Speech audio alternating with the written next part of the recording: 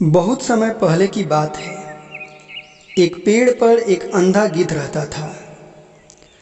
उसने नदी के किनारे खड़े एक विशाल पेड़ की कोटर में अपना घर बनाया हुआ था। उस विशाल पेड़ पर अन्य पक्षियों ने भी अपने घोंसले बना रखे थे। उन सभी पक्षियों को अंधे गिद्ध को देखकर उस पर दया आती थी, सो वे सभी अपने भोजन का कुछ भाग उस गिद्ध को दे देते थे।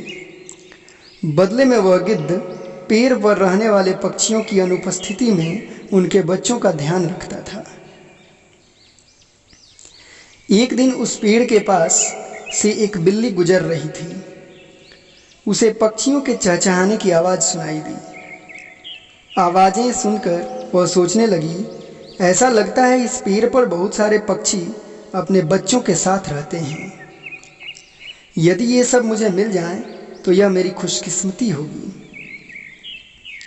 ऐसा सोचकर बिल्ली तुरंत पेड़ पर चढ़ गई। पक्षियों के नन्हे बच्चे बिल्ली को पेड़ पर चढ़ते देखकर जोर जोर से चिल्लाने लगे। उनके चिल्लाने की आवाज़ें सुनकर अंधा गिद्ध भी सतर्क हो गया। वह अपने कोटर से बाहर आया और बोला, क्या बात है, कौन है वहाँ? गिद्ध को इधर उधर देखते बिल्ली तुरंत समझ गई कि यह गिद्ध अंधा है। गिद्ध को मूर्ख बनाते हुए वो बोली, हे मित्र, मैं तो एक साधारण सी बिल्ली हूँ और यहाँ केवल आपके दर्शन करने आई हूँ। बिल्ली तो मेरे लिए एक बड़ा खतरा और परेशानी है। तुम यहाँ से तुरंत चली जाओ, अंधा गिद्ध चिढ़ते हुए बोला। अरे नहीं, हे पवित्र आत्मा, मैं यहाँ आपको या आपके पक्षियों के बच्चों को परेशान करने नहीं आई हूँ। मैंने सुना है कि आप इस पेड़ पर रहने वाले पक्षियों के बच्चों को बहुत प्यार व स्नेह करते हैं, उनकी बहुत अच्छी तरह से देखभाल करते हैं। मैं तो आपको अपना गुरु बनाना चाहती हूँ। कृपया मुझे शिष्य बनाकर अपना आशीर्वाद दीजिए। बिल्ली ने झूठी चापलूसी व अपनी चिकनी चुपड़ी बातों से गिद्ध का दिल जीत लिया। परंतु गिद्ध अब भी बिल्ली से सतर्क था।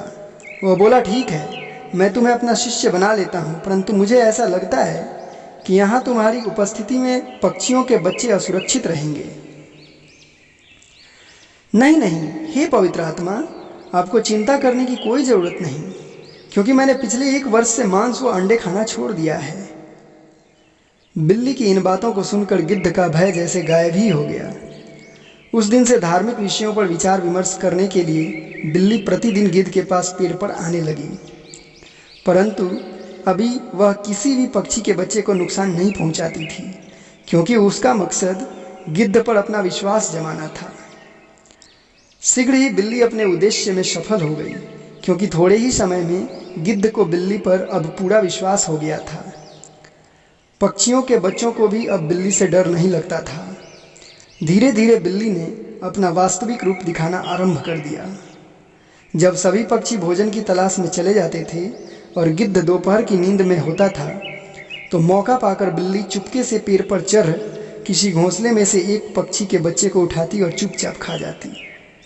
साथ ही गिद्ध के अंधेपन का लाभ उठाकर वह बची हुई हड्डियों को उसके कोटर में डाल देती। इसी प्रकार कई दिन बीत गए। शीघ्र ही पक्षियों ने महसूस किया कि उनके बच्चे धीरे धीरे कम होते जा रहे हैं। जब बिल्ली ने देखा कि सभी पक्षी अपने बच्चों के लिए चिंतित हैं, तो वह वहाँ से तुरंत भाग गई। सभी पक्षी मिलकर अपने बच्चों को ढूंढने लगे।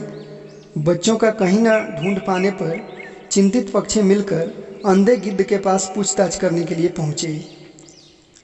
जब पक्षी गिद्ध के कोटर के समीप आए, तो उन्होंने उसके कोटर के बाहर हड्डियाँ पड़ी देखी। हड्डियों को देखकर उन्हें विश्वास हो गया कि जरूर अंधे गिद्ध ने उनके बच्चों को खा लिया है और खाने के बाद हड्डियां यहाँ फेंक दी हैं। सभी पक्षियों ने मिलकर अपने पंजों व चोंचों से अंधे गिद्ध पर हमला कर दिया। क्रोधित पक्षियों के प्रहार से अंधे गिद्ध को उसके कष्टमय जीवन से मुक्ति मिल गई। इस प्रकार अंधे गिद्ध का उस दुष्ट आत्मा पर सहज विश्वास ही उसकी मृत्यु का कारण बन गया।